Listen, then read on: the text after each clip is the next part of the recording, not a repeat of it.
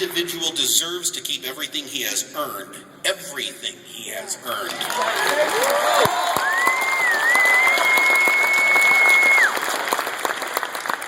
Dr. Paul likewise understands that while the right of armed self-defense is indispensable, no government ever improved a person's life by pointing guns at him.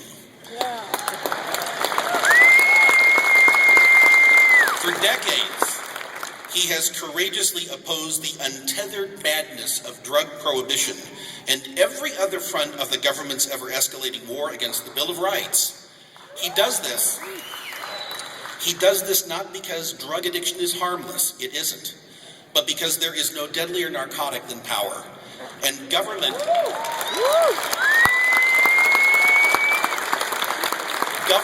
has no authority to dictate what people freely choose to consume.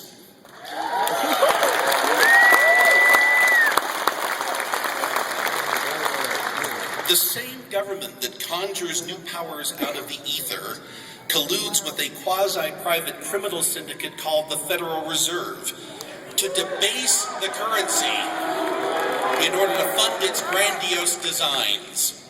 And for decades, Dr. Paul, often alone, has worked to expose the crimes of that officially licensed counterfeiting ring and its role in making debt slaves out of us and our children. And he has waged an unremitting campaign to end the reign of terror conducted by the world's most notorious three-letter secret police agency, the IRS.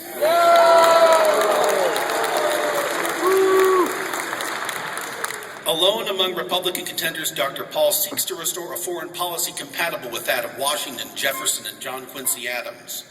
He alone is committed to the actual defense of our country, rather than perpetual military entanglements in the affairs of other countries that do nothing to protect our freedom.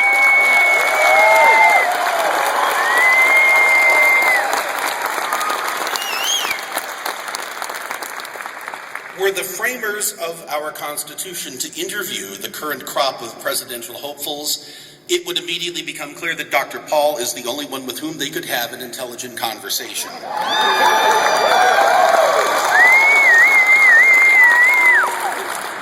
That is because the language of liberty is his native tongue, not some unfamiliar dialect from which he borrows an occasional phrase for use during election campaigns. The most important qualification for the presidency is an understanding of the Constitution and the character to preserve, protect, and defend it.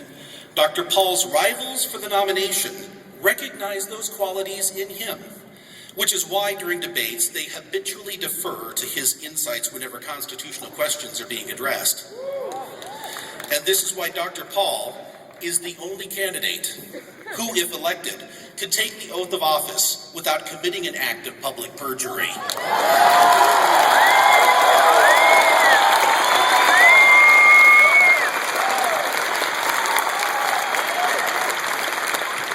We who are blessed to live in Idaho have been given a rare opportunity to cast a consequential vote on behalf of peace, prosperity, and individual liberty in next month's caucuses. Please don't let that opportunity be wasted. Shakespeare wrote, "There is a tide in the affairs of men which taken at the flood leads to fortune, and we must take the current when it serves or lose our ventures." Dr. Paul has helped summon a wave of peaceful, principled rebellion against a government that has long since slipped the chains of the Constitution. Regardless of what happens at the ballot box this November, that wave will continue to grow. But it can, and it must carry this uniquely qualified and decent man to the Oval Office.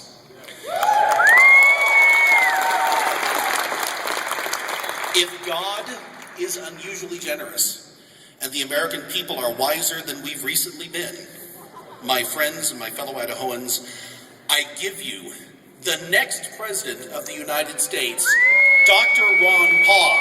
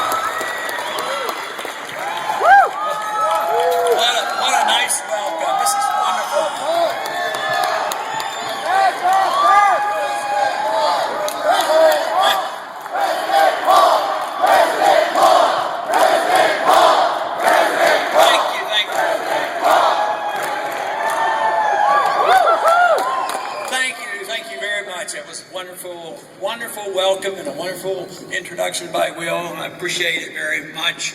It sounds like this must be the state of freedom out here. Wonderful!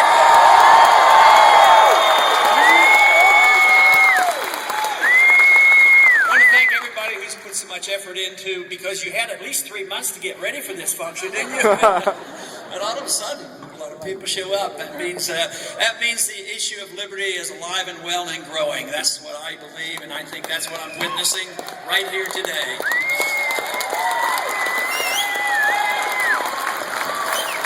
But it is great to be among so many friends, and Elizabeth, it's great to see you again, and I appreciate very much all your work over the years. And I can't help but think about somebody that was a very, very good friend of Elizabeth and mine and many of you people here, because I can't think of Idaho without thinking about liberty, without thinking about Ralph Smead. There is no doubt.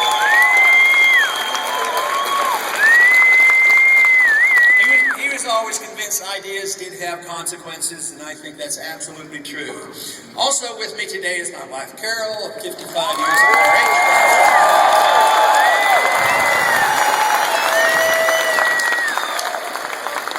And we have one of our 18 grandchildren. Linda's with us today.